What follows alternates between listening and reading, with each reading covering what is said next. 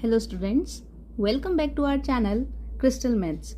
I hope you all are good and study well.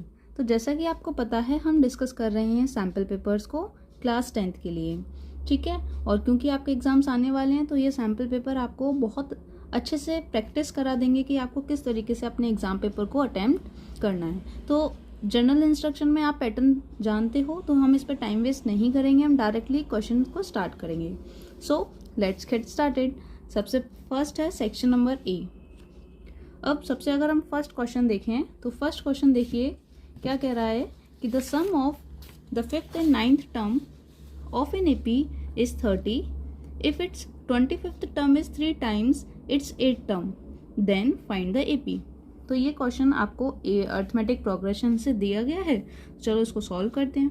तो हम यहाँ लिखते हैं आंसर नंबर फर्स्ट। तो आपको बुक गिवन है sum of fifth and ninth term. तो sum of fifth and ninth term आप कैसे लिखोगे?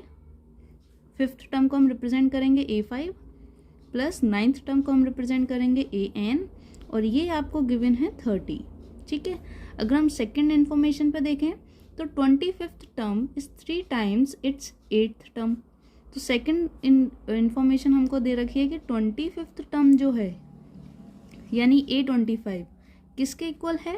3 times द 8th टर्म यानी A8। तो ये दोनों ही इंफॉर्मेशन आपको गिवन है। आपको फाइंड क्या करना है? एपी फाइंड करना है।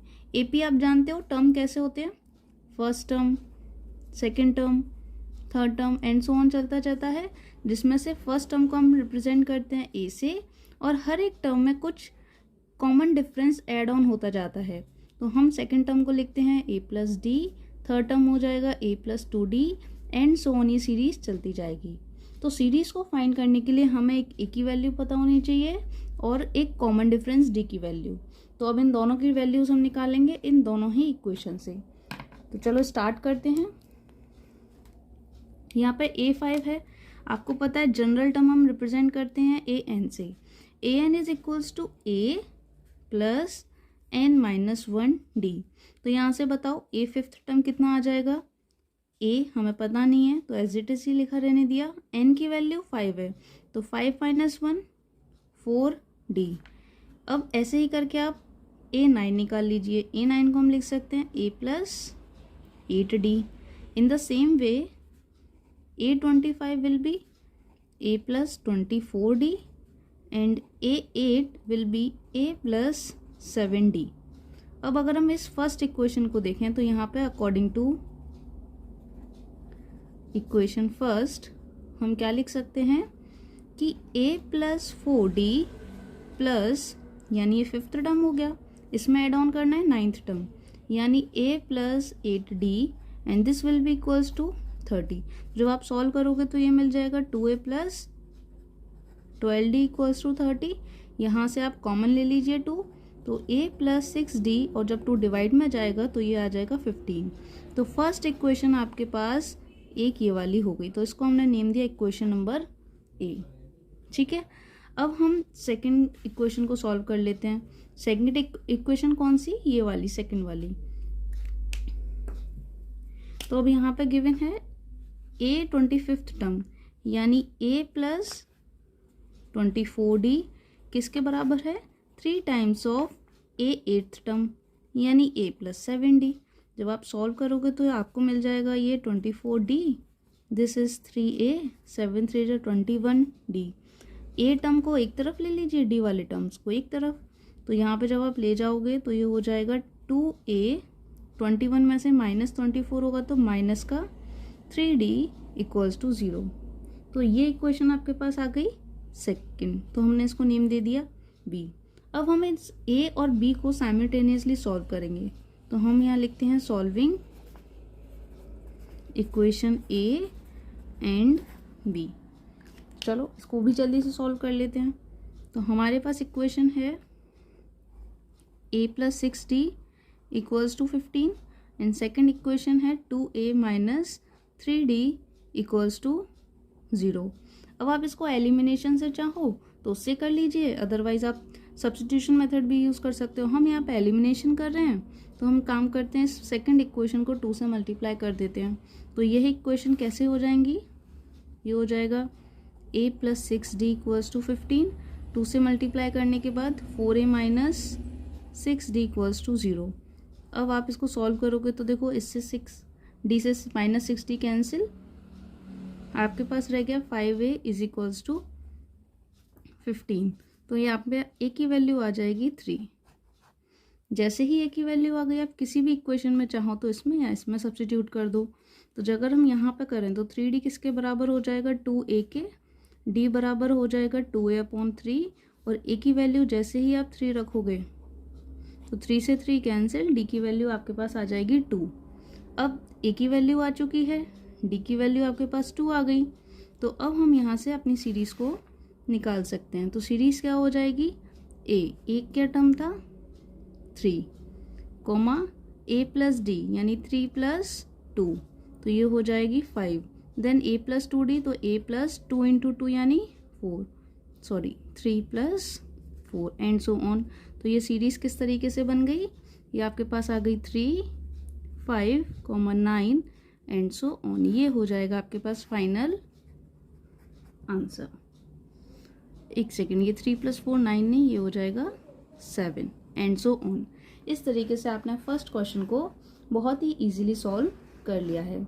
ठीक है, आई होप सो आपको समझ में आया होगा। अगर कोई डाउट है तो आप कमेंट सेक्शन में पूछ सकते हो। अब देखते हैं हम क्वेश्चन नंबर 2। क्वेश्चन नंबर 2 में आपको मीन फाइंड करना है जो आपको गिवन डाटा है। अभी डाटा किसी का भी हो सकता है, हमें मीन निकालना है तो आपको सबसे पहले पता होना चाहिए मीन का फॉर्मूला किस तरीके से होता है। तो यहाँ पे हम सॉल्व कर रहे हैं आंसर नंबर 2। अगर आप मीन की बात करो, मीन का फॉर्मूला जब आपके पास क्लास इंटरवल्स होती हैं तो वो हमारे पास होता है summation of fi(xi) upon summation of fi। ठीक है, अब इसके लिए चलो टेबल बना लेते हैं जल्दी से। तो अगर हम टेबल बनाएंगे तो एक तरफ आएगा क्लास एंड मतलब class interval 1 to 3, 3 to 5, 5 to 7 and 7 to 9। इसी के साइड से हम यहाँ पे लिख लेते हैं इनकी फ्रीक्वेंसीज। तो यहाँ पे हम लिखते हैं फ्रीक्वेंसी आपको पता है fi से डिनोट करते हैं। तो फ्रीक्वेंसी है 12, 22, 27 एंड 19। अब देखो यहाँ पे ये जो xi है, xi आपको डायरेक्टली गिवन नहीं है, आपको इंटरवल गिवन है। तो यहाँ पे आपको xi निकालना पड़ेगा। xi को हम क्लास मार्क भी बोलते हैं और बेसिकली ये इंटरवल जो होते हैं इनकी मिड वैल्यू होती है। तो 1 और 3 के मिड वैल्यू क्या हो जाएगी, मिड वैल्यू हो जाएगी 2। 3 और 5 की मिड वैल्यू कितनी हो जाएगी 4। अदरवाइज इसका फॉर्मूला भी होता है। फॉर्मूला कैसे, lower limit plus upper limit divided by 2। तो आप लिख सकते हो 1 + 3 यानी 4 डिवाइडेड बाय 2 2 आ जाएगा। 3 + 5 8 डिवाइडेड बाय 2 4 आ जाएगा। तो आपके पास दोनों ही ऑप्शन हैं, आप कैसे भी इसको कैलकुलेट कर सकते हो। अब यहाँ पे आप समेशन fi निकालना है। तो समेशन fi का मतलब फ्रीक्वेंसी इसका सम। तो जब आप इसको टोटल करोगे तो बताओ जल्दी से कितना आ जाएगा, ये आपके पास कैलकुलेट होके आ जाएगा 80। ठीक है, अब आपको fi(xi) निकालना है। तो fi(xi) के लिए आपको पता है एक और टेबल बनाना पड़ेगा यहाँ पे, जिसमें हम fi's और xi का मल्टीप्लाई कर देंगे। तो fi ये है, xi ये है, मल्टीप्लाई कर दो। 12 2 जा 24, 22 4 जा 88, 27 6 जा 162 एंड 19 8 जा 152। इस तरीके से जैसे ही आप इनके प्रोडक्ट कर लो तो अब आप निकाल दोगे यहाँ पे समेशन ऑफ fi(xi). तो इन सबको टोटल करो 8 to 10 16 और ये कैरी लगी तो ये ओवरऑल कितना हो जाएगा 4 to 6। बस अब टेबल बन गई, आपने फॉर्मूले में जो रिक्वायरमेंट था उनको भी कैलकुलेट कर लिया। अब आप डायरेक्ट आंसर लिख दीजिए, mean equals to summation fi(xi) upon summation fi। तो समेशन fi(xi) आया है 426, समेशन fi है 80। जब आप इसको डिवाइड करोगे यू विल गेट 5.325 आपका फाइनल आंसर। तो इस तरीके से आप इस क्वेश्चन को भी बहुत इजीली सॉल्व कर सकते हो। तो क्वेश्चन कहीं अलग से नहीं आते, बस आपको थोड़ी प्रैक्टिस करने की नीड है, एग्ज़ाम्स तो बहुत अच्छे से हो जाएंगे। So move on to the next one, question number 3। अब देखो क्वेश्चन नंबर 3 में आपके पास क्या है, यहाँ हम करते हैं answer number 3। If 2 cubes each of edge 4 centimetre are joint end to end. इसका मतलब हमारे पास 2 क्यूब्स थे, तो हम लेट सपोज हमने एक क्यूब ये बनाया और एक क्यूब ये बना लिया। इनकी एज कितनी है 4 सेंटीमीटर, इसकी भी साइड्स कितनी है 4 सेंटीमीटर। अब हमने क्या करा, इन दोनों को एंड टू एंड ज्वाइन कर दिया। तो अगर आप इसको ज्वाइन कर दोगे तो ज्वाइन होकर कैसा दिखेगा, कुछ इस तरीके से दिखेगा। ये हो गया फर्स्ट क्यूब, अगर इसी के साथ से सेकंड क्यूब ज्वाइन कर दिया तो ये कुछ डायग्राम इस तरीके से बन जाएगा। तो पहले ये क्यूब्स थे इंडिविजुअली, लेकिन जब कंबाइन होके इनको बनाया तो ये फिगर आपको मिल गया क्यूबॉइड। अब इस क्यूबॉइड की लेंथ, ब्रेथ और हाइट निकालिए। तो देखो ये आपके पास कितना आ जाएगा, इसकी साइड्स 4 थी, ये 4 थी, तो ओवरऑल लेंथ कितनी हो गई, इसकी ओवरऑल लेंथ हो गई 8। तो हम इसको यहाँ लिख देते हैं, ओवरऑल लेंथ विल बी 8। इसकी विड्थ तो 4 ही रहेगी, तो इसकी विड्थ इसके पास 4 ही है, और इसकी हाइट भी कितनी है 4। तो ये है इसकी height, this will be breadth, और ये हो गई हमारे पास लेंथ। अब क्वेश्चन देखते हैं, find the surface area of the resulting cuboid. अब हमने ये जो रिजल्टिंग क्यूबॉइड बनाया है ना, इसी का सरफेस एरिया निकालना है। तो क्यूबॉइड का सरफेस एरिया का फॉर्मूला आपको पता होना चाहिए। तो यहाँ लिखते हैं हम surface area of a cuboid, बस ये होता है 2LB + BH + HL। सारी वैल्यूज़ हैं, सब्स्टिट्यूट कर दीजिए।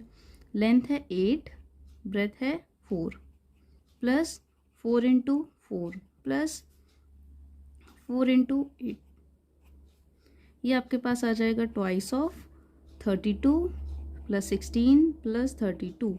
इट मीन्स ट्वाइस ऑफ, ये हो जाएगा 4 और ये 10 और 3 3 6 7 8 मीन्स 160 सेंटीमीटर स्क्वायर। तो इस तरीके से इस क्यूबॉइड का सरफेस एरिया कितना आ गया 160 सेंटीमीटर स्क्वायर। आई होप आपको ये चीज़ें समझ में आ रही होंगी। कोई भी डाउट हो तो देन आप फ्रीली हमसे कमेंट सेक्शन में डिस्कस कर सकते हो। अब देखो ये जो थर्ड वाला क्वेश्चन है, इसके सेकंड पार्ट भी है, तो इसका सेकंड पार्ट भी सॉल्व कर लेते हैं। तो हम यहाँ सॉल्व कर रहे हैं क्वेश्चन नंबर 3 का part number 2। A vessel is in the form of hollow hemisphere mounted by a hollow cylinder. मतलब एक तरीके का वेसल है, मतलब बर्तन है जो हॉलो सिलेंडर है। तो हमने पहले एक बना लिया हॉलो सिलेंडर। अब इसी हॉलो सिलेंडर के ऊपर एक हॉलो हेमिस्फेयर भी है, तो एक हेमिस्फेयर बना देते हैं। ठीक है, दोनों का बेस सेम होगा, हेमिस्फेयर का और सिलेंडर का ये top. Diameter of the hemisphere is 42 centimetre. तो डायमीटर को आप कैसे लिख सकते हो, डायमीटर को आप इस तरीके से दिखा सकते हो। डायमीटर अगर 42 सेंटीमीटर है तो रेडियस कितना आ जाएगा, आपको पता है रेडियस हाफ होता है, यानी 42 डिवाइडेड बाय 2, तो दिस विल बी 21 सेंटीमीटर। तो आप कह सकते हो कि यहाँ से यहाँ तक की जो डिस्टेंस है ये आपके पास 21 सेंटीमीटर है। सेम यहाँ से यहाँ तक की जो डिस्टेंस है ये भी आपके पास 21 सेंटीमीटर है। अब क्वेश्चन में गिवन क्या है कि the total height of vessel is 30। Total height मतलब इस टॉप से यहाँ तक, ठीक है, सिलेंडर की नहीं बोल रहा, वो टोटल बोल रहा है, और टोटल कितना गिवन है 30 centimetre. Find the inner surface area of vessel. आपको इनर सरफेस एरिया निकालना है। इनर मतलब अंदर की तरफ से जब आप इसको पेंट करो, ठीक है, तो आपका कितना सरफेस एरिया यूज्ड हो जाएगा। तो देखो अंदर वाला सरफेस निकालने के लिए आप एक तरीके से पेंट किस पे करोगे, एक तो सिलेंडर की वॉल पे, ठीक है, और एक इस हेमिस्फेयर के सरफेस पे। तो इसका मतलब यहाँ पर जो टोटल सरफेस एरिया होगा ना इनसाइड वाला वो किसके बराबर हो जाएगा, curved surface area of cylinder plus यहीं पर ऐड हो जाएगा curved surface area of hemisphere. बस, क्योंकि ऑब्वियस है बेस पे तो ओपन है ना वेसल, तो अगर ओपन है तो सिर्फ इसकी वॉल पे पेंट कर सकते हो आप और इसके इस वाले सरफेस पे, तो इसलिए हमने लिख दिया curve surface area of cylinder plus curve surface area of hemisphere. अब जल्दी से मुझे बताओ curve surface area of cylinder क्या होता है और हेमिस्फेयर का। आई नो आप सबको बहुत अच्छे से इनको याद कर लिया होगा। तो सिलेंडर का कर्व सरफेस एरिया होता है, बताओ बताओ क्या लिख दें हम, 2πRH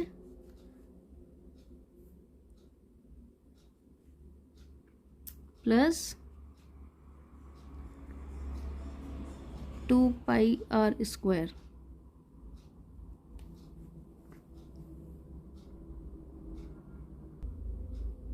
हाँ, तो कर्व्ड सरफेस एरिया सिलेंडर का होता है 2πRH। ये हमने नीचे वाले बाय मिस्टेक लिख दिया, तो हम कर्व्ड सरफेस एरिया हेमिस्फेयर का देखें तो ये होता है 2πr²।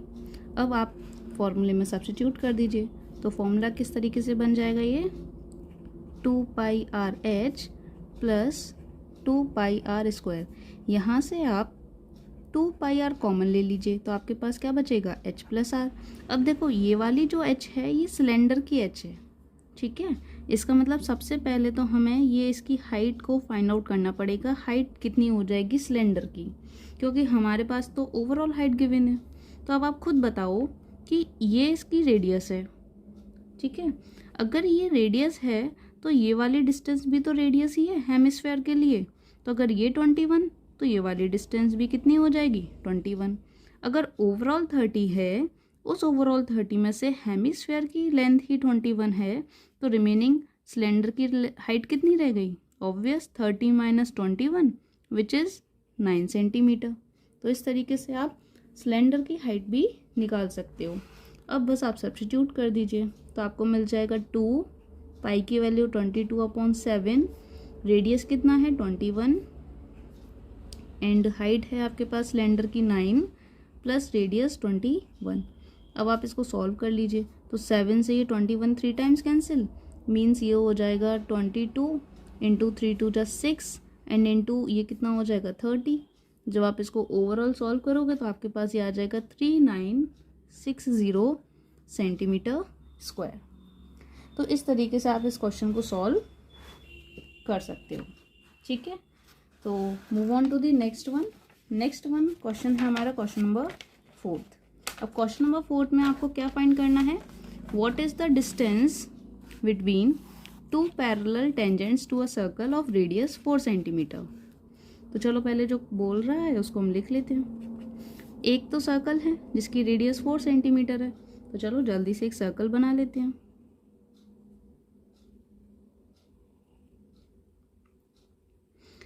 इसकी रेडियस है 4 सेंटीमीटर। अब कहा गया है कि इस सर्कल पर ड्रॉ 2 पैरेलल टेंजेंट्स के बीच की डिस्टेंस बताओ। अब देखो 2 पैरेलल टेंजेंट कैसे आप ड्रॉ करोगे, एक टेंजेंट तो आप इस तरीके से ड्रॉ कर सकते हो, ठीक है, और एक टेंजेंट आप ऐसे निकाल सकते हो, तभी तो ये पैरेलल है। अच्छा, पैरेलल कंडीशन एक ही एग्जिस्ट करती है जब ये सर्कल के डायमीटर के एंड्स पर बनाए गए हों, ठीक है। तो यहाँ पे एक जो पॉसिबिलिटी हो सकती है वो क्या, जब हमने उस डायमीटर के दोनों एंड्स पर टेंजेंट ड्रॉ करे हों। तो हम यहाँ एक छोटी सी बस स्टेटमेंट लिखेंगे, एग्जाम में भी आपको ये स्टेटमेंट लिखना पड़ेगा कि we know that 2 tangents are parallel if and only if tangents are drawn at the end points of diameter, ठीक है। अब ऑब्वियस है डायमीटर है तो ये 90, ये भी 90, और आपको पता है 90 + 90 ये इंटीरियर एंगल्स हो गए पैरेलल लाइंस के बीच में 180। इसका मतलब हम जो अजम्पशन कर रहे हैं, अजम्पशन क्या, वैसे ये तो स्टेटमेंट ही होता है कि डायमीटर के एंड्स पर बनी हुई टेंजेंट्स एक दूसरे के पैरेलल होती है। तो आपको इनकी डिस्टेंस बतानी है। तो अगर ये पॉइंट ए है और ये पॉइंट बी है और ये सेंटर है, तो आपको पता है कि ओ ए क्या है, ओ ए भी तो रेडियस है, तो इसका मतलब ये वाली डिस्टेंस भी 4 हो जाएगी। और ओ भी क्या है, ये भी रेडियस है। तो हम कह सकते हैं we know O A is equals to O B is equals to 4 centimetre. ठीक है, तो ओवरऑल ए बी की डिस्टेंस कितनी हो जाएगी, O A plus O B, it means 4 + 4, overall distance कितनी आ जाएगी, 8 सेंटीमीटर।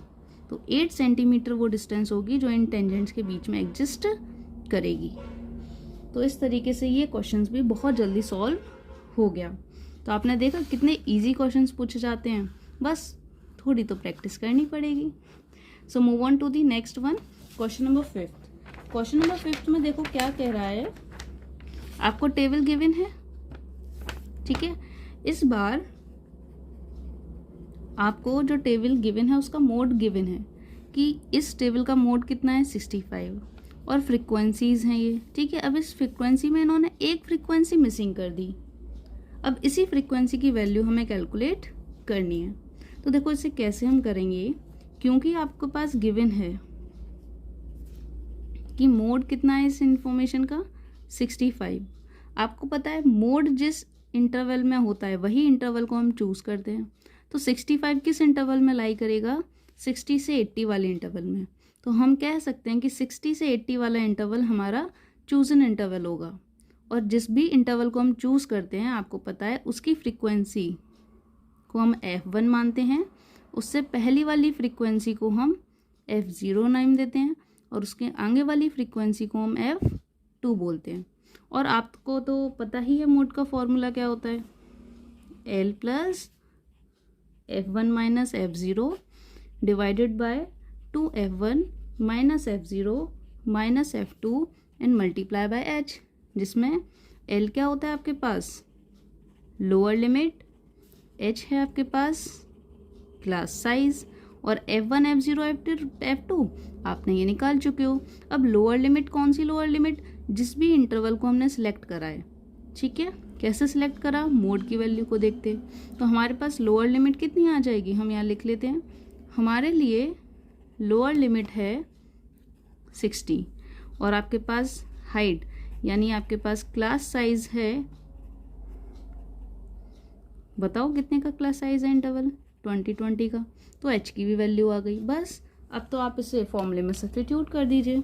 तो मोड आपके पास गिवन है, ये है 65, L की वैल्यू 60 प्लस F1 यानी 12 - F0 यानी F डिवाइडेड बाय 2F1 यानी 12 × 2 मीन्स 24 माइनस F0 F है और F2 कितना है 6 मल्टीप्लाई बाय H यानी 20। अब जब आप इसे सॉल्व करोगे तो देखो 60 यहाँ से सब्ट्रैक्ट कर दो तो 5 रह जाएगा, ये हो के पास हो जाएगा 12 - F अपॉन 24 - 6 कितना 18 - 5 एंड मल्टीप्लाई बाय 20। तो आप 5 से ये 20 कैंसिल कर सकते हो 4 टाइम्स। अब आप इसको क्रॉस, यहाँ पे 1 रह गया तो अब क्रॉस मल्टीप्लाई कर दीजिए। तो जैसे ही आप क्रॉस मल्टीप्लाई करोगे आपके पास आ जाएगा 18 - F is equals to 4 × 12 - F। It means आप कह सकते हो 18 - F is equals to 12 4 × 48 - 4F। आप एक साइड ले जाओ F को तो आपके पास आ जाएगा ये, एक सेकेंड, 4 पॉजिटिव गया ना तो 3F इक्वल्स टू 18 माइनस में आ जाएगा तो आपके पास ये रह जाएगा 30। इट मीन्स F की वैल्यू आपके पास 3 से कैंसिल कर दो, कितने आ जाएगा 10। तो ये जो अननोन फ्रीक्वेंसी थी F0 यानी F, ये आपके पास फ्रीक्वेंसी कितनी आ गई 10। अब इस तरीके से हमने इस क्वेश्चन को भी सॉल्व कर लिया। अब देखो एक हिंट भी दे रखी है कि ये जो 6 8 F 12 है ये असेंडिंग ऑर्डर में, असेंडिंग मतलब ये चीज़ छोटे से बड़ा। तो हमने जो फ्रीक्वेंसी निकाली वो देखो सही ऑर्डर में फिट हो रही है, 6 से बड़ा 8, 8 से बड़ा 10, 10 से बटा 12, तो है ना ये चारों ही फ्रीक्वेंसी असेंडिंग ऑर्डर में। इसका मतलब हमारी जो फ्रीक्वेंसी है वो हमने सही कैलकुलेट करी है। तो इस तरीके से हम इस क्वेश्चन को भी बहुत ईजिली सॉल्व कर सकते हैं। So move on to the last one of this section, यानी क्वेश्चन नंबर 6। अब क्वेश्चन नंबर 6 को देख के तो स्माइल आ जानी चाहिए भाई। क्वाड्रेटिक इक्वेशन है और ये तो हमने बहुत अच्छे से डिस्कस करा है। चलो तो देखते हैं कितना आपको याद है। आंसर हम कर रहे हैं यहाँ पे 6। For what value of k the roots of quadratic equation this are equal, यानी आपके पास इक्वेशन क्या गिवन है, k x x minus 2 plus 6 equals to 0। आपको पता है कि रूट्स आर इक्वल कब होते हैं, जब जो डिटर्मिनेंट है यानी डी उसकी वैल्यू 0 हम सब्स्टिट्यूट करते हैं। और यहाँ पे डी किसके बराबर होता है, डी हो जाता है बी स्क्वायर माइनस 4ac के बराबर। ठीक है, तो सबसे पहले आप यही पता कर लो कि बी ए और सी की वैल्यूज़ क्या हैं। वो कहाँ से निकालेंगे हम, यहाँ से इस इक्वेशन को सॉल्व करके। तो ये हो जाएगा मल्टीप्लाई करके k x square minus 2kx plus 6 equals to 0। अब आपके पास जो a होता है वो होता है कोफिशिएंट ऑफ एक्स स्क्वायर, हम यहाँ हिंट में लिख देते हैं coefficient of x square. b आपके पास होता है कोफिशिएंट ऑफ x और c होता है आपके पास इक्वेशन में प्रेजेंट कांस्टेंट टर्म। तो देखो एक्स स्क्वायर का कोफिशिएंट है आपके पास k, x का कोफिशिएंट है -2k एंड कांस्टेंट टर्म है आपके पास 6। बस जैसे ही वैल्यूज आ जाएं आप सब्स्टिट्यूट कर दीजिए इस वाली इक्वेशन में। तो बी स्क्वायर यानी -2k का होल स्क्वायर -4 इंटू ए की वैल्यू k और c की वैल्यू 6 बराबर 0। तो यहाँ से आप लिख सकते हो 4k स्क्वायर इक्वल्स टू 6 4 जा 24k। तो ये हो जाएगा 4k square minus 24k is equals to 0। अच्छा, एक मिस्टेक यहाँ पे बहुत से बच्चे कर देते हैं कि वो k से k कैंसिल कर देते हैं और फिर उनकी k की वैल्यू सिंगल ही रह जाती है। बट आपको मैंने स्टार्टिंग में ही जब ये टॉपिक डिस्कस करा था तो बताया था कि जितनी हाईएस्ट डिग्री होती है उतने रूट्स होंगे। यानी k की वैल्यू 2 है इसमें, सॉरी k की वैल्यू नहीं, हाईएस्ट डिग्री इस इक्वेशन की 2 है, तो यहाँ पे हमको इस k की वैल्यू भी 2 ही मिलेंगी। तो कैंसिल मत करना, इसको वन साइड ले जाके सॉल्व करना प्रॉपर जिस तरीके से आपको बताया जा रहा है। तो यहाँ से 4k कॉमन लो, आपको मिल जाएगा k माइनस 6 बराबर 0। और आप जानते हो यहाँ से एक बार k की वैल्यू 0 आ जाएगी क्योंकि 4 तो डिवाइड में चला गया, तो 2 ही प्रोडक्ट बचे k का और k माइनस 6 का। तो k इक्वल्स टू 0 और जब k माइनस 6 को 0 के इक्वल रखोगे तो यहाँ से k की वैल्यू आपके पास आ जाएगी 6। अब देखो k की वैल्यू 0 नहीं हो सकती, क्यों? क्योंकि आपको स्टार्टिंग में बताया था कोफिशिएंट ऑफ एक्स स्क्वायर कभी भी ये 0 के इक्वल नहीं होता। तो एट लास्ट k की वैल्यू कौन सी रह गई हमारे पास, k इज इक्वल्स टू 6।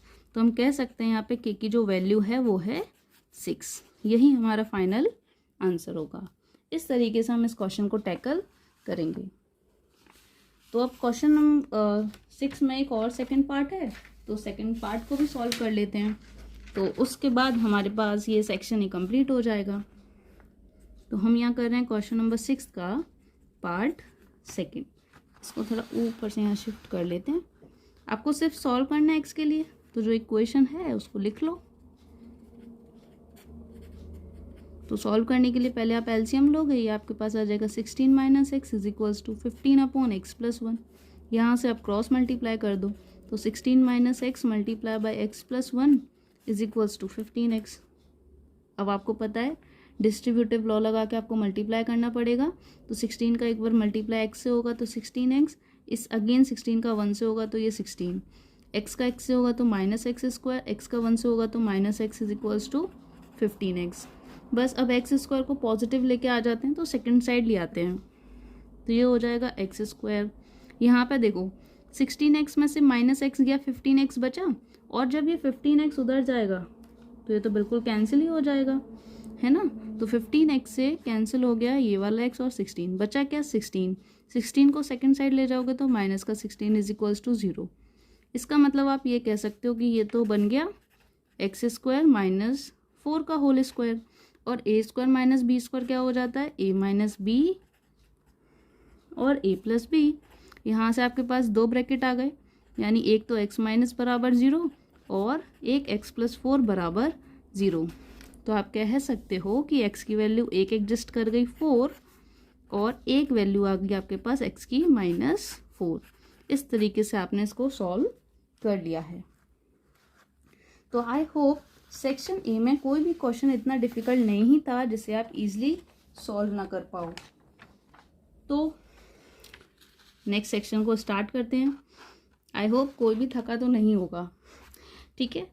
ऐसे ही बस अगर आपने इनको भी प्रैक्टिस कर लिया ना अच्छे से, आई गारंटी कि आपको एग्जाम में कोई भी प्रॉब्लम फेस नहीं करनी पड़ेगी। तो let's start section B. Section B की अगर हम बात करें तो क्वेश्चन नंबर हम 7th यहाँ कर रहे हैं। देखो, a girl is twice as old as her sister. तो एक लड़की है जो अपनी बहन से 2 टाइम्स ज़्यादा ओल्ड है। तो आप कह सकते हो कि लेट अस सपोज, यहाँ पे हम किसी गर्ल की बात कर रहे हैं और गर्ल की सिस्टर की बात कर रहे हैं। गर्ल अपनी सिस्टर से 2 टाइम्स बड़ी है, तो लेट अस सपोज कि सिस्टर की एज कितनी है, x ईयर। तो गर्ल की कितनी हो जाएगी, ट्वाइस ऑफ x, क्योंकि ऑब्वियस है ना, सिस्टर से twice as old as her sister, 2 times बड़ी है। तो हमने इसको मान लिया इसकी प्रेजेंट एज कि भाई सिस्टर की अगर x है तो आपकी गर्ल की 2x। मतलब आप एज्यूम कर सकते हो कि आपकी एक छोटी बहन है, अगर छोटी बहन की एज 5 है तो आपकी एज जस्ट डबल। तो आप कैसे रिप्रेजेंट करोगे, 5 × 2। सेम तरीके से, क्योंकि अब हमें नहीं पता तो हमने x मान लिया, ठीक है। अब क्वेश्चन नेक्स्ट क्या बोल रहा है कि 4 ईयर हेंस मतलब 4 साल बाद। तो 4 साल बाद तो ऑब्वियस है ना, आपकी प्रेजेंट एज में 4 ईयर ऐड हो जाएंगे। अब 4 ईयर ऐड तो आपको दोनों में करना पड़ेगा, तो हम यहाँ लिखते हैं आफ्टर 4 ईयर हेंस। आप इस 4 को ऐड कर दोगे, है ना। तो 2x में x प्लस 4 हो जाएगा, गर्ल्स की एज और उनकी सिस्टर की एज में भी +4 हो जाएगा। अब नेक्स्ट क्या बोल रहा है, the product of their age will be 160, यानी 4 साल बाद उनकी एज का प्रोडक्ट 160 है। तो अब हम यहाँ से लिख सकते हैं कि अकॉर्डिंग टू क्वेश्चन हम कह सकते हैं कि 2x + 4 का प्रोडक्ट x + 4 से जब हम करेंगे तो ये हमको मिलेगा 160। अब ये +4 करना मोस्टली बच्चे भूल जाते हैं, तो ये चीज़ मत भूलना, मार्क कर लेना। जब आप 4 साल बढ़ाओगे तो दोनों की एज में +4 होगा। बस अब आप इसको सॉल्व कर लीजिए, जैसे ही x आ जाएगा आप दोनों की एज बता सकते हो। तो x को सॉल्व करने के लिए मल्टीप्लाई कर दीजिए 2x² + 8x + 4x और ये हो जाएगा +16 बराबर 160। इसको वन साइड ले जाइए तो 2x² + 12x + 16 - 160 = 0। ये आपके पास आ जाएगा 2x² + 12x और ये हो जाएगा माइनस का 144 = 0। 2 कॉमन ले सकते हो तो ले लो, x² + 6x - 72 = 0। बस इसके बाद आपको फैक्टर करने हैं। तो हम 72 को कैसे ब्रेक करें कि प्लस माइनस करने पे 6 आ जाए और मल्टीप्लाई करें तो 72। सोचो कैसे हम ब्रेक कर सकते हैं इसको। ये हो जाएगा, कैसे करें 72 को 8 और 9 72 है ना, तो ये हो जाएगा, करके देख लेते हैं। 72 2 3 जा 2 6 जा 12 और ये हो जाएगा 2 18 2 9 3 3 3 1 2 जा 4 2 जा 8 9 3 2 जा 6 2 जा 12 और 3 2 जा 6 12 और 6। ओके, तो हमें मिल गया यहाँ पे x² + 6 को हमने ब्रेक कर लिया 12 - 6 x - 72 बराबर 0। देखो 12 में से माइनस करोगे 6 मिल जाएगा, 12 का मल्टीप्लाई 6 से करोगे तो 72 मिल जाएगा। अब x² + 12x - 6x - 72 = 0। यहाँ से आप x कॉमन ले लीजिए, x + 12 - 6 कॉमन ले लीजिए, x + 12। हमने बोला था ये दोनों ही ब्रैकेट सेम आएंगे, जब आप प्रीवियस वीडियोस को देखोगे तो आपको समझ में आ जाएगा, ठीक है। तो यहाँ से कॉमन आप ले सकते हो, देखो हम यहीं पे कर रहे हैं इसको, तो ये आ जाएगा x + 12 अगेन कॉमन, एक और ब्रैकेट मिल जाएगा x - 6 = 0। तो यहाँ से आप कह सकते हो एक बार तो x + 12 = 0 और एक बार x - 6 = 0। तो यहाँ से एक बार x की वैल्यू -12 आ जाएगी और एक बार x की वैल्यू 6 आ जाएगी। तो हम इस -12 को तो कंसिडर ही नहीं करेंगे, क्यों? क्योंकि एज है, एज नेवर बी नेगेटिव, है ना। एज कभी नेगेटिव होगी? मतलब आपने किसी को कहते सुना है कि मेरी एज -2 ईयर है? नहीं ना। तो इसका मतलब x की वैल्यू 6 है। अब हमको क्या फाइंड करना था, जरा ध्यान से देखो, फाइंड देयर प्रेजेंट एज। और प्रेजेंट एज हमने कितनी मानी है? सिस्टर की x, यानी जो हमने कैलकुलेट करा ये 6, ये हो जाएगी सिस्टर की प्रेजेंट एज। तो ऑब्वियस है गर्ल की एज कितनी हो जाएगी? 6 × 2 = 12। तो हाँ, बस यहाँ पे स्टेटमेंट लिख दीजिए, the present age of girl is 12 year and her sister is 6 year. तो आई होप सो ये आपको समझ में आया होगा। अब हम मूव ऑन करेंगे क्वेश्चन नंबर 8 का। सो क्वेश्चन नंबर 8 की अगर हम बात करें तो इसमें देखो गिवन क्या है, the sum of 4 consecutive numbers in an AP, मतलब 4 कॉन्जिक्यूटिव नंबर का सम जो एपी में है वो 32 है।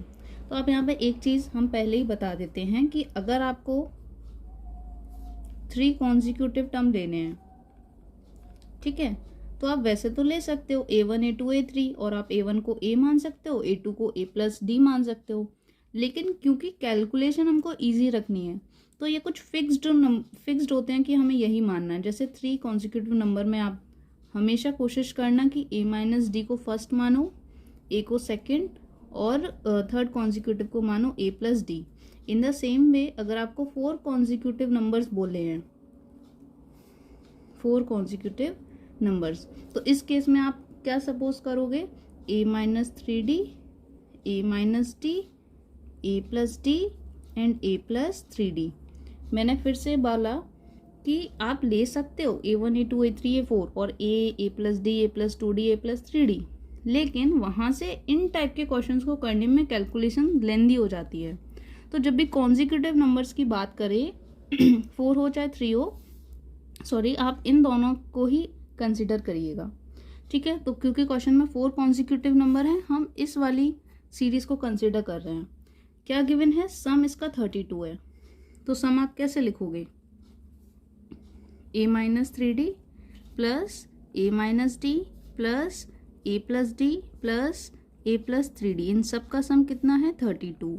अब आप देखो एक चीज़ खुद नोटिस करो, 3d से 3d कैंसिल, d से d कैंसिल, इसीलिए हमने कहा कि कैलकुलेशन इजी हो जाती है इनको मानने से।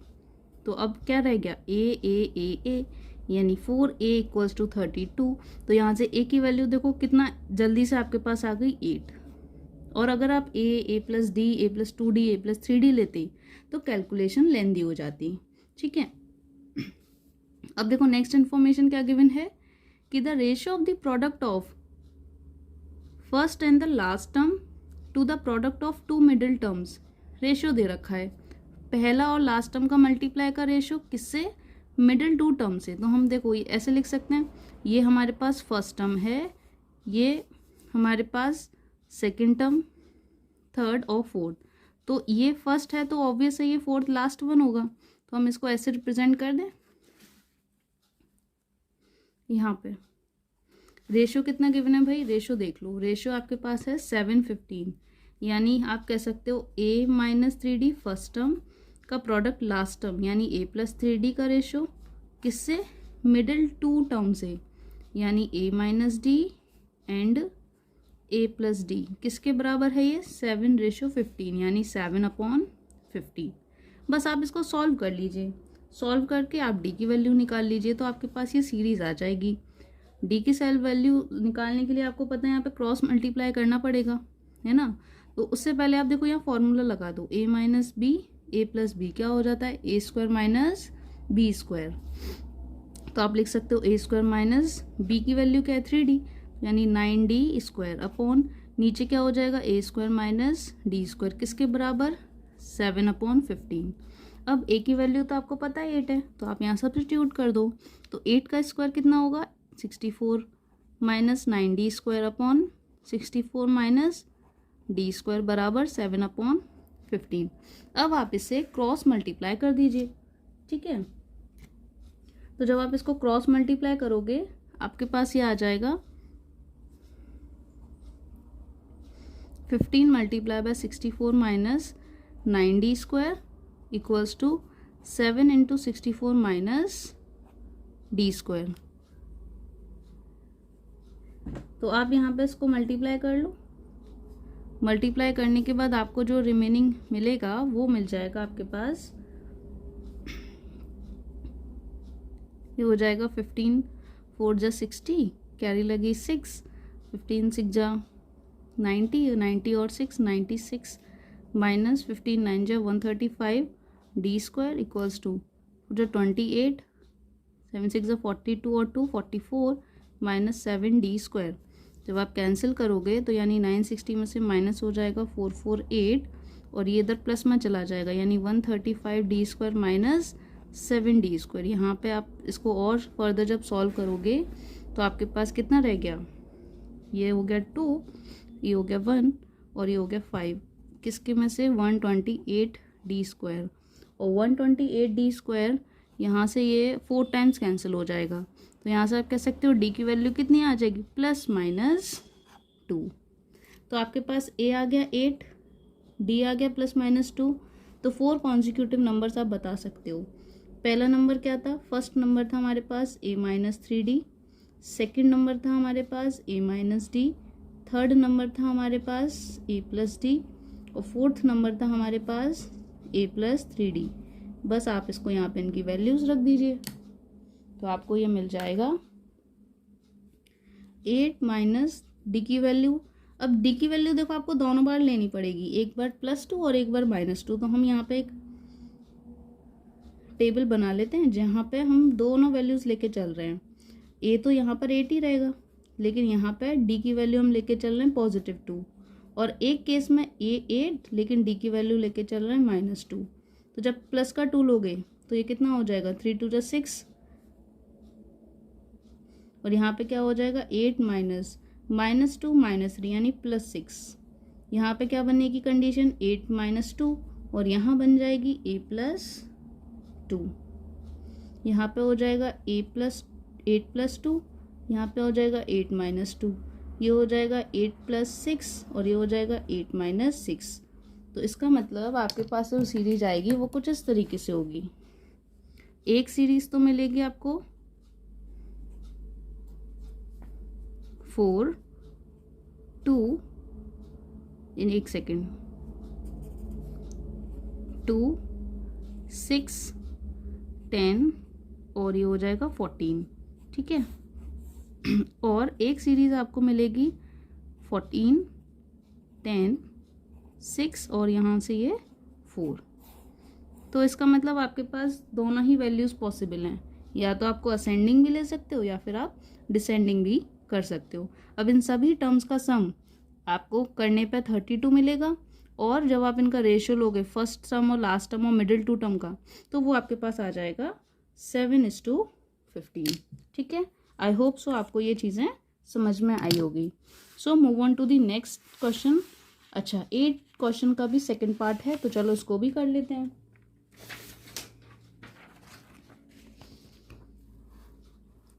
ये हम पेपर पर इसीलिए कर रहे हैं तो आपको एग्जैक्टली वही फील आए कि एग्ज़ाम्स में भी हमको किस तरीके से लिखना है, पेपर को टैकल करना है, ठीक है। तो ये हम कर रहे हैं आंसर नंबर 8 का part number 2। The sum of first 3 term is 48। अब यहाँ पे देखो आपकी मर्जी है, आप ले सकते हो। कॉन्जिक्यूटिव में तो हमने बोला कि आपको फिक्स वही लेना है जो अभी पीछे हमने डिस्कस करा, क्योंकि उससे कैलकुलेशन ईजी हो जाती है। अदरवाइज तो आप नॉर्मल ले सकते हो। फर्स्ट 3 टर्म बोला है तो हमने मान लिया A1 A2 A3, ये फर्स्ट 3 टर्म है। अब A1 आप कैसे लिखते हो, A से, A2 A + D से, A3 A + 2D से। आपको सम गिवन है, सम 48 है, तो हम लिख सकते हैं A plus D, A plus 2d is equals to 48। Calculate कर लीजिए, 3a plus 3d is equals to 48। 3 common लोगे तो a प्लस डी कितना आ जाएगा, 3 डिवाइड में चला जाएगा, तो 3 1 जा 3, 3 6 जा 18। तो फर्स्ट इक्वेशन हमारे पास यहाँ से, सॉरी सेकंड लिख दिया हमने, फर्स्ट इक्वेशन यहाँ से आ गई। सेकंड इक्वेशन हम कैसे निकालेंगे, product of first and second term, यानी फर्स्ट और सेकंड टर्म का प्रोडक्ट।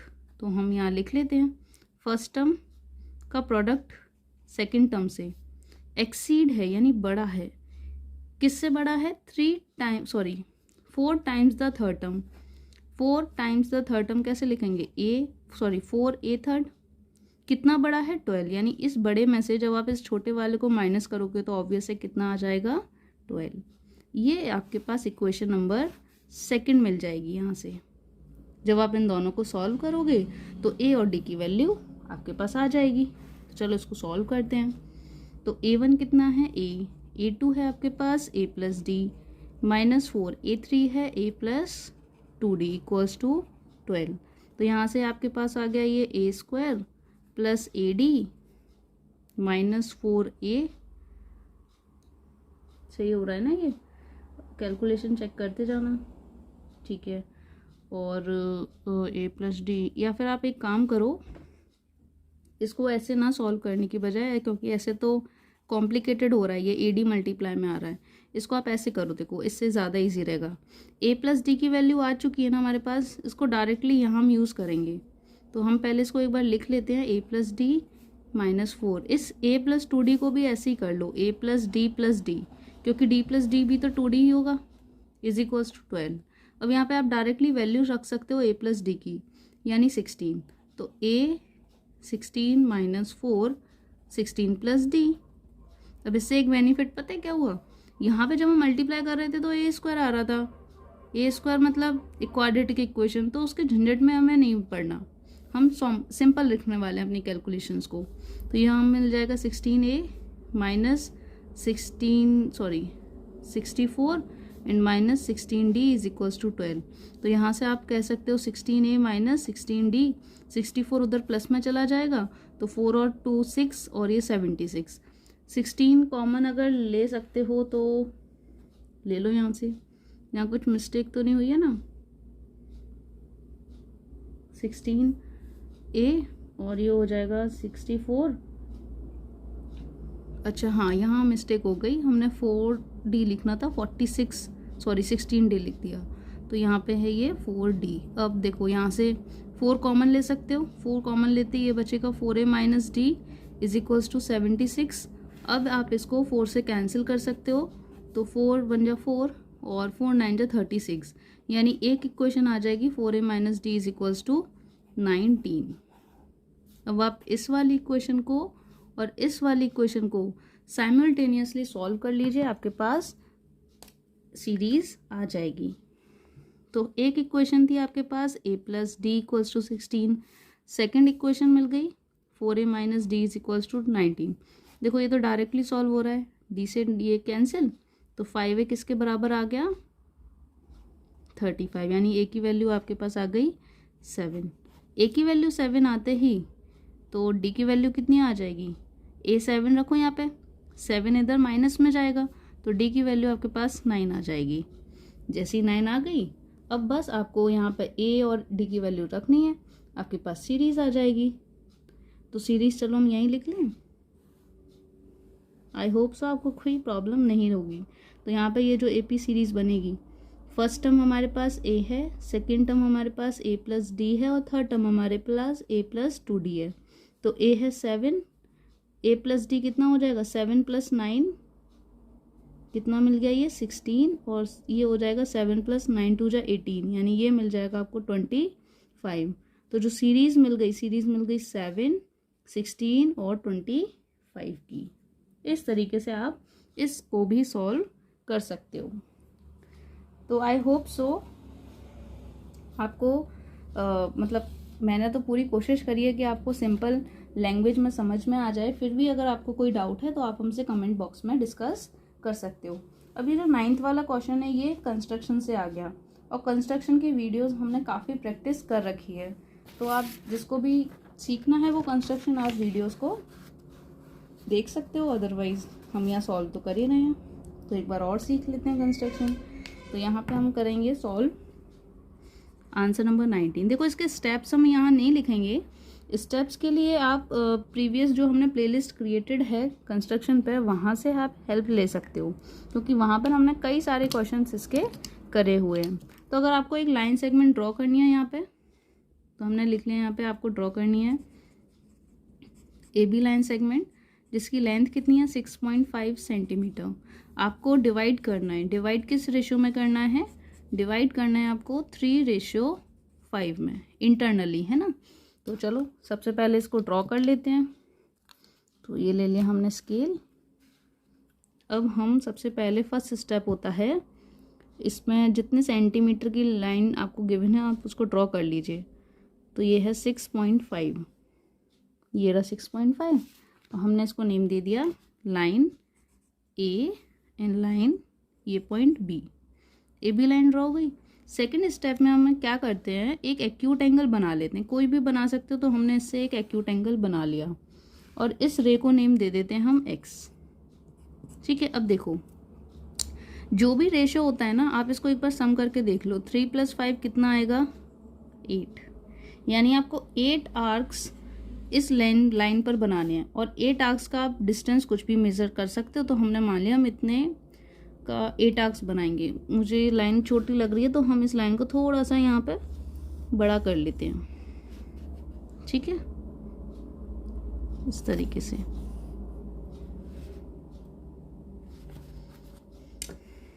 अब आर्क्स लगाते हैं 8, first, second, third, fourth, fifth,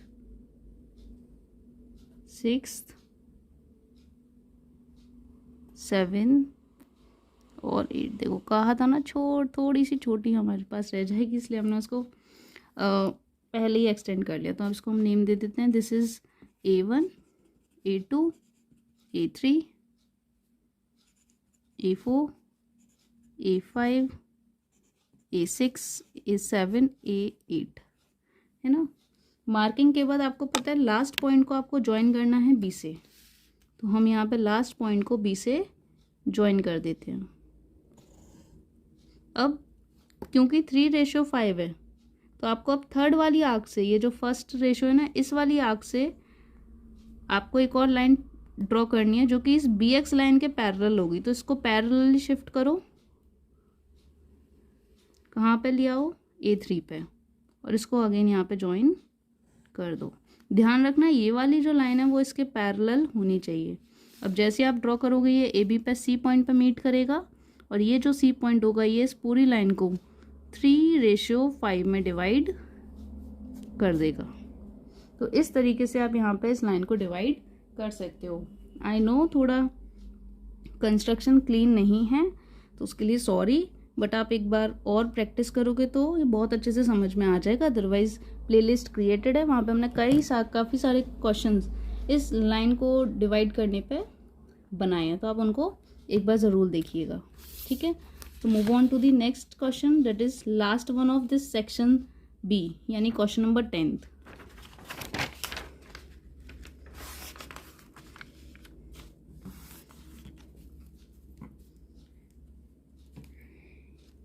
question number अगर हम 10th की बात करें यहाँ पे,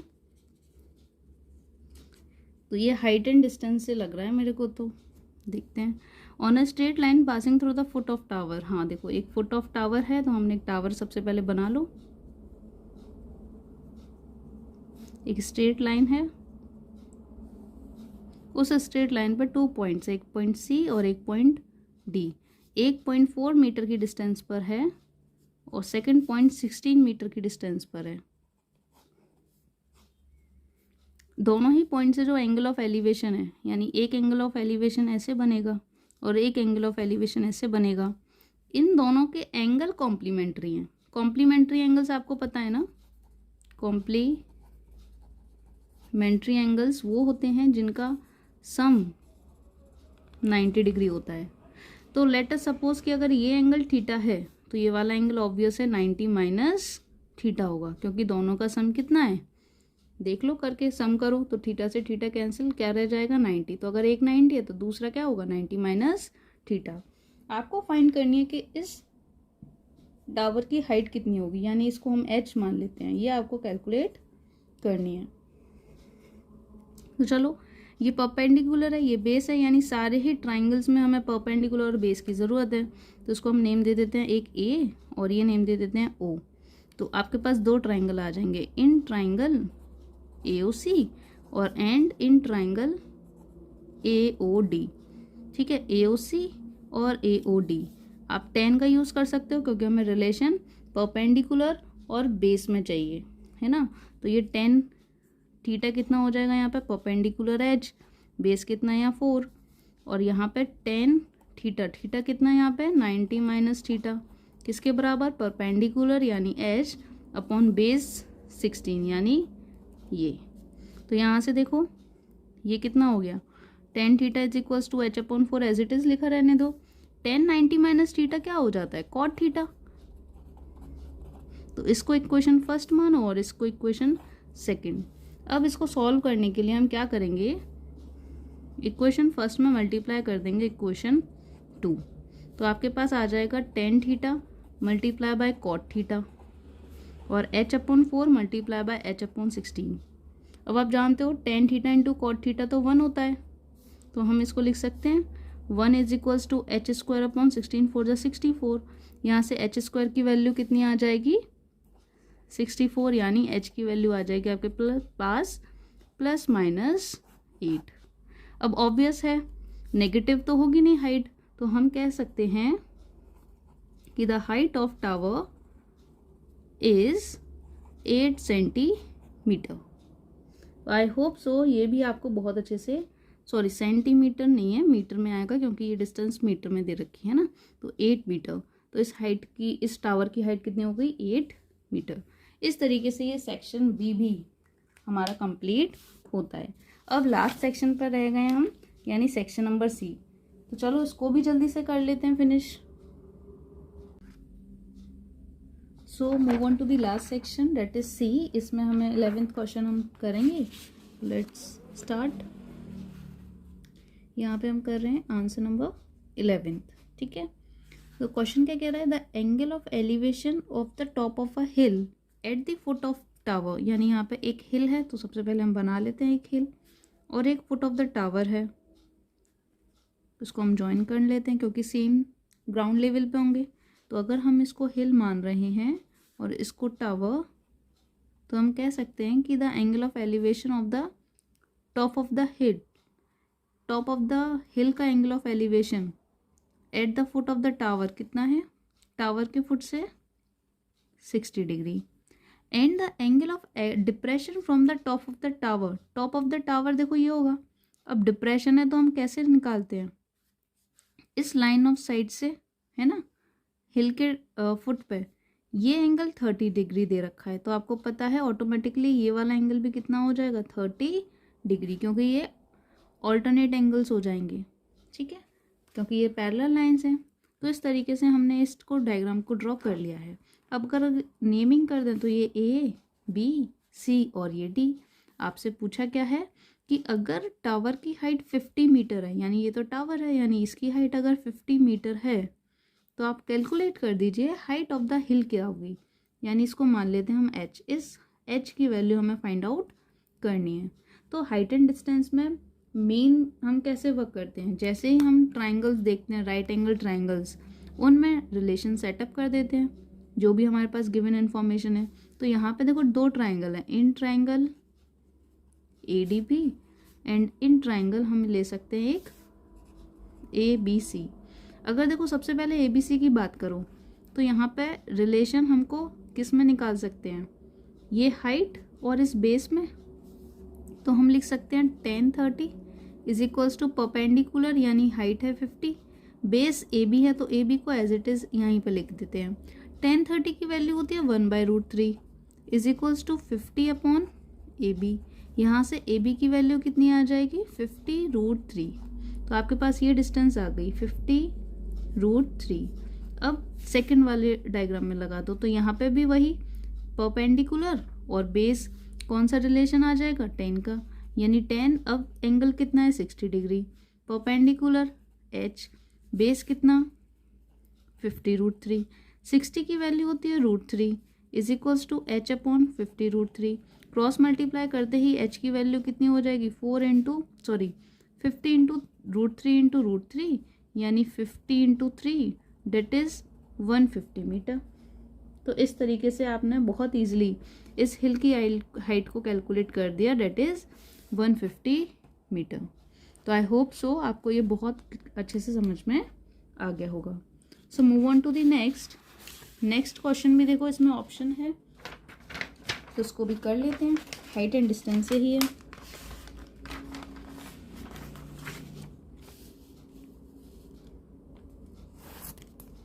तो ये है, हम क्वेश्चन कर रहे हैं 11th का part number 2। 2 points A and B are on the same side of a tower. तो यहाँ पे भी अगेन एक टावर है, तो इसको टावर को बना लेते हैं। 2 पॉइंट्स हैं लेकिन सेम साइड, मतलब ऐसा नहीं है कि एक राइट में और एक लेफ्ट में, दोनों सेम साइड पर हैं। तो हमने 2 पॉइंट्स मान लिए। तो लेट अस सपोज ये ए पॉइंट है और ये बी पॉइंट है, ये इसका फुट है तो इसको ओ मान लेते हैं। ये टावर है तो इसको थोड़ा हाईलाइट कर देते हैं। अब क्या कह रहा है कि the angle of depression, okay. तो एंगल ऑफ डिप्रेशन देखो टावर के यहाँ से होगा, ऑब्वियस है, दोनों पॉइंट पर होगा, एक पॉइंट ए पर और एक angle of depression point B पर। किस तरीके से इधर रखा है 60 एंड 40। तो ऑब्वियस है ये वाला बड़ा है तो ये 60 होगा और ये वाला छोटा है तो ये 45 डिग्री होगा। ऑल्टरनेट का कॉन्सेप्ट लगाओ, तो अगर ये 45 है तो ये वाला एंगल भी 45 डिग्री, और अगर ये 60 है तो ये वाला एंगल भी 60 डिग्री। आपको फाइंड करना है कि अगर टावर की हाइट 15 मीटर है तो बता दो कि इन पॉइंट्स के बीच की डिस्टेंस कितनी होगी। यानी ये आपको ए बी डिस्टेंस बतानी है जो 2 पॉइंट्स के बीच में होगी। कॉन्सेप्ट वही याद रखना, आप फाइंड कर लो कि कौन से राइट एंगल ट्राइंगल्स बन रहे हैं, उनमें रिलेशन निकाल दो। तो यहाँ पे अगर हम नेमिंग कर दें, तो एक काम करते हैं, इसको सी नेम दे देते हैं। तो यहाँ से 2 ट्राइंगल कौन से मिल जाएंगे, एक मिलेगा इन ट्राइंगल ACO और सेकंड ट्राइंगल मिल जाएगा इन ट्राइंगल COB, है ना। तो देखो सबसे पहले तो चाहे तो किसी में भी लगा दो, COB में अगर लगाया जाए तो 10 45 डिग्री किसके बराबर आ जाएगा, परपेंडिकुलर, यानी 15 अपॉन बेस, ये पूरा चलेगा। तो बेस पूरा कितना है यहाँ पे OB। तो यहाँ से OB की डिस्टेंस कितनी आ जाएगी, देखो 10 45 की वैल्यू 1 है, तो इसका मतलब डायरेक्टली OB कितना आ गया 15 मीटर। ठीक है, तो हम कह सकते हैं ये टोटल लेंथ कितनी है यहाँ से यहाँ तक 15। अब चलो इस पे आ जाओ, तो ACO में क्या हो जाएगा 10 60 डिग्री, परपेंडिकुलर तो अभी भी 15 है लेकिन बेस कितना होगा इस बार OA। तो यहाँ से 10 60 की value √3 is equals to 15 upon OA। तो यहाँ से OA की वैल्यू आ जाएगी 15 अपॉन √3। अब आप इसको और अच्छे से लिख सकते हो 15 √3 अपॉन 3 से 15 5 टाइम्स कैंसिल, यानी 5√3। ये डिस्टेंस आ गया आपके पास 5√3। अब आपको क्या दोनों की तो निकालनी है, तो टोटल आपको पता है, टोटल में से इसको माइनस कर दो। तो माइनस करते ही आपके पास क्या आ जाएगा, अगर आपको AB निकालनी है तो आप OB में से माइनस कर दो OA। OB है आपके पास 15, OA है आपके पास 5√3। तो हम इसको लिख सकते हैं 15 माइनस 5√3 की वैल्यू 1.732। जब आप इसको कैलकुलेट करोगे तो ऑलमोस्ट ये आपके पास कितना आ जाएगा, मल्टीप्लाई करने पे आ जाएगा ये 15 minus 8.66 means this will be equals to 6.34 metre. इस तरीके से आपने इन दोनों पॉइंट्स के बीच की डिस्टेंस को बहुत ईजिली कैलकुलेट कर लिया है। ठीक है, तो आई होप सो आपको ये भी बहुत अच्छे से समझ में आया होगा। अगर कोई भी ऐसी चीज़ है जो आपको नहीं समझ में आई है तो प्लीज़ कमेंट करके हमें बताइए कि ऐसा कौन सा पॉइंट है जहाँ पे हमें वर्क करना है। सो नेक्स्ट क्वेश्चन है क्वेश्चन नंबर 12।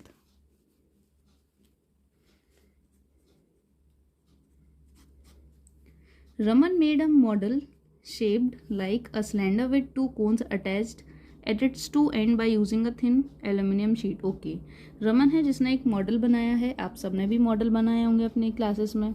इसी तरीके से रमन ने भी बनाया, उसकी शेप दे रखी है कि सिलेंडर है पहले तो हमने एक बना लिया सिलेंडर, और सिलेंडर के दोनों ही टॉप पे कोन अटैच्ड है, तो एक कोन ऐसे लगा दी और एक कोन इस तरीके से। बेस को भी दिखा देते हैं, थोड़ा हाईलाइट कर देते हैं। अब डायमीटर ऑफ द मॉडल कितना है 21, ठीक है। डायमीटर आप समझ रहे हो ना, ये पूरा लेंथ यहाँ से यहाँ तक ये 21 सेंटीमीटर है, एंड लेंथ इज 36। अब लेंथ प्रॉपर है ये, है ना, सिलेंडर की नहीं है, टोटल कंप्लीट लेंथ हमारे पास 36 है। अब अगर ईच कोन की हाइट 9 है, अब हाइट 9 है तो इसका मतलब कहाँ से कहाँ तक, सिर्फ ये 9, तो अगर ईच कौन है तो मतलब ये भी 9 होगी। तो आप इनडायरेक्टली इस सिलेंडर की हाइट निकाल सकते हो। देखो 36 टोटल है, 9 और 9 18 होता है, 36 में से 18 माइनस कर दो तो आपके पास 18 ही इस सिलेंडर की लेंथ आ जाएगी। अब आपसे पूछा क्या है, find the volume of air contained in the model. Volume निकालना है, तो ये तो बहुत ईजी है। टोटल वॉल्यूम क्या होगा भाई, इन दोनों कोन का वॉल्यूम प्लस इस सिलेंडर का वॉल्यूम, तो हम लिख सकते हैं volume of cylinder plus twice of, twice क्यों करा, क्योंकि दोनों वॉल्यूम तो सेम ही है कोन की, तो हम लिख लेते हैं ट्वाइस इनटू वॉल्यूम ऑफ कोन, ठीक है। अब बताओ जल्दी से, वॉल्यूम ऑफ सिलेंडर कितना होता है pi R square H plus twice into volume of cone, cone का वॉल्यूम होता है 1/3 पाई R square H.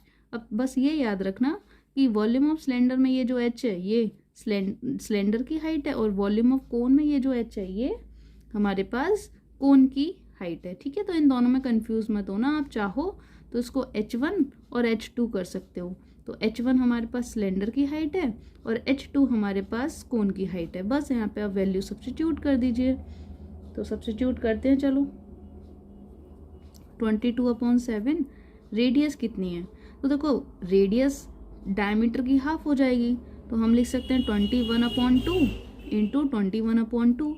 H1 cylinder की हाइट यानी 18 plus 2 into 1/3 into 22/7 into r square, यहाँ पे भी अगेन वही 21/2 एंड H2 है हमारे पास 9। बस आप इसे सॉल्व कर लीजिए, तो देखते हैं, तो 2 से ये 11 टाइम्स कैंसिल, 2 से ये 9 टाइम्स कैंसिल, 7 से ये 3 टाइम्स, तो क्या रह गया ऊपर 11 इंटू 3 इंटू 21 इंटू 9, और इधर देखो 3 से ये 3 टाइम्स कैंसिल, 2 से ये 2 कैंसिल, 7 से ये 3 टाइम्स कैंसिल, 2 से ये 11, यहाँ रह गया 11 इंटू 3 3 9 इंटू 21। और जब आप इसको कैलकुलेट करोगे ना टोटल सम करके, तो आपके पास ये वैल्यू आ जाएगी अप्रॉक्स 8316 सेंटीमीटर क्यूब। इस तरीके से आप इसका वॉल्यूम निकाल सकते हो, ठीक है। तो इसमें कोई डिफ़िकल्टी नहीं थी, बहुत इजीली हमने सॉल्व कर लिया है। अब अगर नेक्स्ट क्वेश्चन देखें तो next question case study based है ना, क्वेश्चन नंबर 13। देखो इस केस स्टडी में क्या है, इलेक्ट्रिक स्कूटर मैन्युफैक्चरिंग कंपनी है, तो उन्होंने बताया कि हमारे इलेक्ट्रिक स्कूटर्स का माइलेज कितना कितना है ना, रिकॉर्ड करा उन्होंने। 50 स्कूटर्स का मॉडल निकाला, तो उन्होंने कहा कि भाई टोटल 50 स्कूटर्स में से 7 स्कूटर्स ऐसे हैं जिनका माइलेज 100 से 120 के बीच में लाई कर रहा है, 12 स्कूटर्स ऐसे हैं जिसका माइलेज इनके बीच में। इसी तरीके से उन्होंने डाटा बना दिया। अब क्वेश्चन में क्या गिवन है, टेबल, और आपसे पूछा क्या है, find the average mileage. Average mileage का मतलब समझ रहे हो, एक तरीके से मीन कैलकुलेट करना है आपको, ठीक है, क्योंकि एवरेज मतलब मीन। तो चलो हम सबसे फर्स्ट क्वेश्चन करते हैं एवरेज निकालने का। तो क्वेश्चन यहाँ पे हम सॉल्व कर रहे हैं 13th वाला,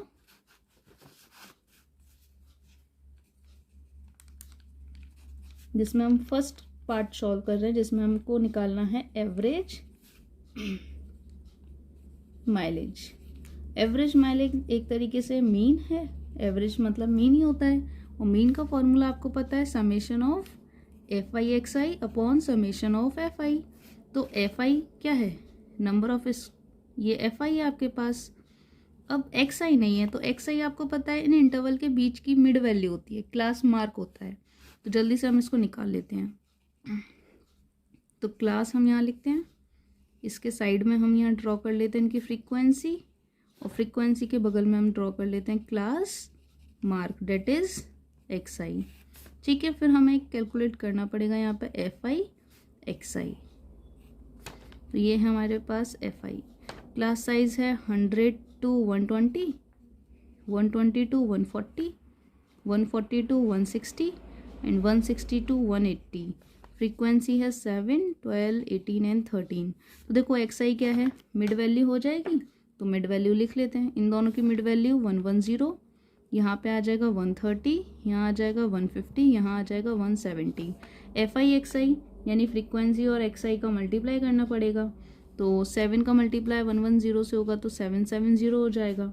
यहाँ पे मिल जाएगा आपको 1560, ये हो जाएगा 2700, ये हो जाएगा 2210। अब आपको समेशन ऑफ एफ आई निकालना है, तो यहाँ समेशन ऑफ एफ आई।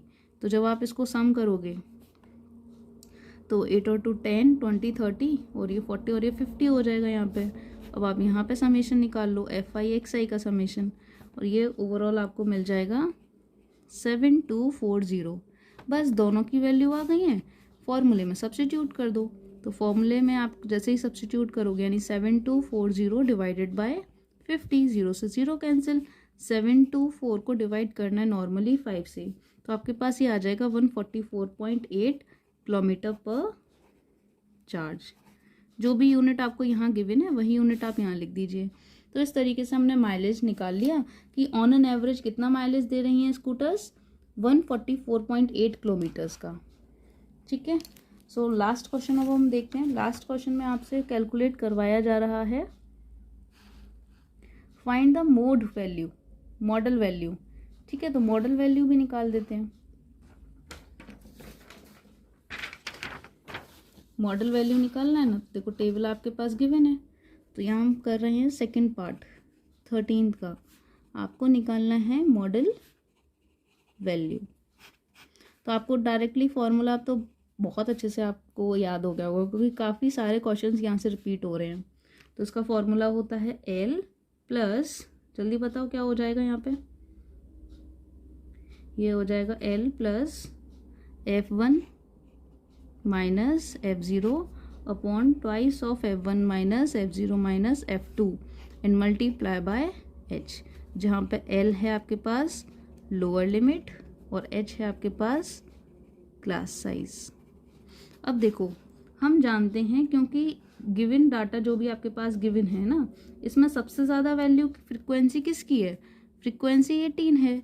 इसका मतलब हमारे पास जो ये वाली क्लास हो जाएगी ये हो जाएगी मॉडल क्लास। अदरवाइज आप कम्युलेटिव फ्रीक्वेंसी से निकाल सकते हो और ऐसे भी हम निकाल सकते हैं। 18 है ना सबसे ज़्यादा फ्रीक्वेंसी, भाई मॉड क्या होता है, एक ऐसी वैल्यू जो मोस्ट रिकरिंग है, तो यहाँ पे 18 सबसे ज़्यादा आ रहा है, इसलिए ये वाला इंटरवल हमारे लिए मॉडल क्लास की तरह वर्क करेगा।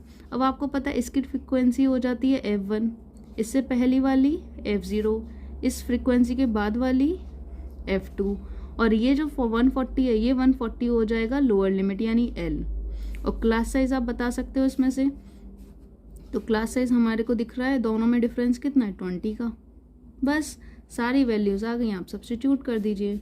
तो L है 140 plus F1 is 18 minus 12 divided by 2F1 यानी 18 टू जा कितना हो जाएगा ये 36 माइनस 12 माइनस 13। ठीक है, और मल्टीप्लाई बाय 20। इसको सॉल्व कर लेते हैं। 140 प्लस यहाँ रह जाएगा 6 और ये रह जाएगा नीचे, ये हो जाएगा 11 इंटू 20। तो this will B 140 plus 120 divided by 11। तो जब आप इसको सॉल्व करोगे आपके पास ये ऑलमोस्ट आ जाएगा 150.91। ठीक है, तो हमने इसकी मॉडल क्लास भी इजीली फाइंड आउट कर ली। तो मॉडल वैल्यू कितना हो जाएगा ये, so modal value of given data is 150.91। मतलब ये वो एवरेज है जो मोस्टली स्कूटर अप्रोच कर रहे हैं। तो इस तरीके से ये अब पूरा सैम्पल पेपर हमने सॉल्व कर लिया है।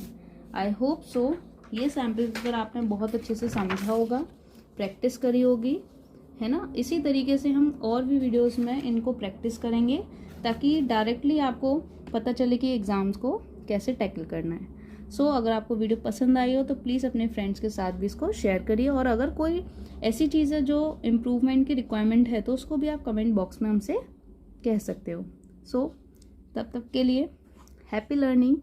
Thank you for watching.